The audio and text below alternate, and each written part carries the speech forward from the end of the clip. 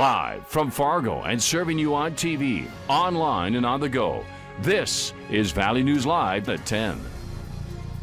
Unemployment benefits ended today, creating concerns nationwide. People gathered in Grand Forks for a march to raise awareness to what they say is a housing crisis. Valley News Team's Alexandra Kay shares their message. What do we want? Housing! When do we want it? Now! Rent is due just as unemployment benefits are canceled, bringing marchers to Grand Forks to voice their concerns. It's a matter of life or death in the winter, for sure. And there's a lot of families living here too, having a stable environment to grow up in, to raise your kids. It's just essential. The reality is 60% of renters couldn't come up with $400 in an emergency, and that was before a life-changing pandemic. The North Dakota Supreme Court lifted the freeze on evictions on April 24th, and now federal help is dwindling. That $600 a week kept people directly in their homes. It allowed them to pay for their rent without having to worry about rationing food, about rationing medicine, about not being able to see a doctor. The group called on leaders of Grand Forks and North Dakota to step up assistance during the COVID-19 pandemic. We need an eviction and foreclosure moratorium now. We need to cancel rent and mortgage payments now. We need a moratorium on utility shutoffs now. We have to stop the bleeding that people are feeling right now. Marchers stress the widespread impact that evictions can have. It affects our children's learning, it affects how productive workers are, it affects our economy, it affects everything. In a letter signed by attendees, the group is asking for immediate policy reform to help those in need. The letter dropped off at the courthouse and the Grand Forks Sheriff's Office. In Grand Forks, Alexandra Kay, Valley News Live. The U.S. Senate is still in the process of finalizing a new coronavirus relief plan. A silver alert for a missing Mandan man has been canceled after being found in Fargo. The alert was issued for 64-year-old David Smith after he went missing earlier this afternoon. Officials now report he is safe. One person is dead and 2 others injured following a crash east of Jamestown. Officials say a Chevy Equinox was traveling eastbound on 35th Street Southeast Friday evening when it came through an intersection and was hit on the driver's side by a pickup. 18-year-old Fallon Karlowski from Cleveland, North Dakota, driving the Equinox, was pronounced dead on the scene. The 16-year-old passenger from Medina was taken to the local medical center and later airlifted to Sanford Hospital in Fargo for serious injuries. The 19-year-old driver of the pickup from Clearwater, Minnesota, was also taken to the area medical center. Today marks the 1-year anniversary of the hands-free law in Minnesota. Police say extra hands-free enforcement is happening statewide beginning today through August 8th.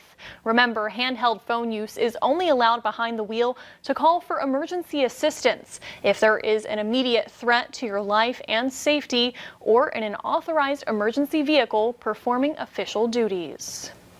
Parents are taking a serious look at homeschooling rather than sending their kids back to school in the middle of a pandemic. But where do you start, and is it a viable option?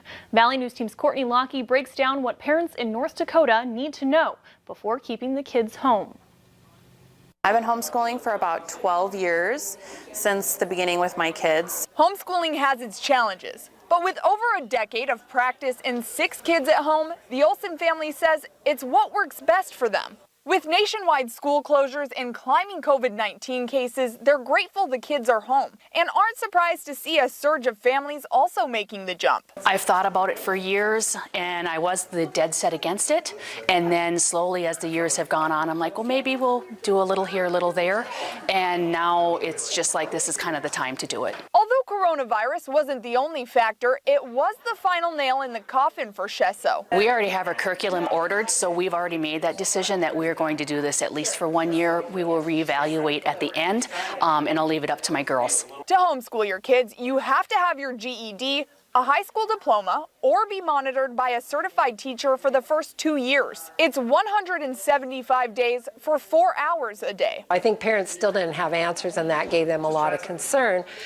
And my phone has just rang steady since. I told somebody I've been putting in about 14 hours a day. Teresa Decker homeschooled for 33 years. Now she spends her time sharing North Dakota's homeschooling laws with others. She says it's important to keep records of what you do with your kids. Rather than let people, get in trouble for not following the law, we wanted to get around into communities and make people aware. Deckard says families have to decide what's best for them. And if that's homeschooling, she wants them to be equipped. In Fargo, Courtney Lockie, Valley News Live. The next Homeschooling 101 is at 7 p.m. Monday at Jamestown Park. For a full copy of North Dakota's homeschooling law, visit the website or the VNL News app. In North Dakota, the Department of Health is reporting 134 new cases of COVID-19. No new deaths have been reported. In Minnesota, 731 new cases have been confirmed, along with 6 new deaths linked to the illness. For a full rundown of the new numbers, visit our website or the VNL News app. North Dakota Department of Health leaders say the way they release COVID-19 testing information is different from many other states. The health department reports each unique individual who is being tested for the first time, but also counts every single test that has been administered. Although these numbers could be confusing, state health leaders say having more data is vital. That's the key, is that you do it consistently, and then you can still look at trends, and trends are important in trying to monitor what's happening with diseases. Kruger says transparency when reporting COVID-19 numbers is of utmost importance. He says the total test tally does include those who are tested more than once. It's the first ever food truck festival at the Fargo Elks Lodge parking lot. They have several local vendors and live music. 2 trucks came all the way from Bismarck, including the beloved Big Boy food truck. 3rd Street Blues Band is out playing at the lodge until 11 tonight. COVID-19 here in 2020, there hasn't been too many events, so everyone's itching to get out and have some fun and enjoy the outdoors as they can. The trucks will be back at the Fargo Elks parking lot tomorrow from 11 to 6. The West Fargo Street Fair was in full swing today as people strolled along Cheyenne Street. Coronavirus precautions were taken, like hand sanitizing stations and arrows along the ground, directing traffic to over 40 booths, from clothes to hand-carved wood sculptures. You can't forget street fair favorites like fresh lemonade and cinnamon almonds, bringing crowds from near and far. We're here visiting family, so we decided to go ahead and come, and she told us about the street fair, and I'm like, I want to go. Well, we feel safe because there's arrows on the ground, and there's masks, and they got cleaning stuff. This was the 2nd year for the West Fargo Street Fair, and it will be the only one in the FM area as the Fargo Street Fair was canceled this year.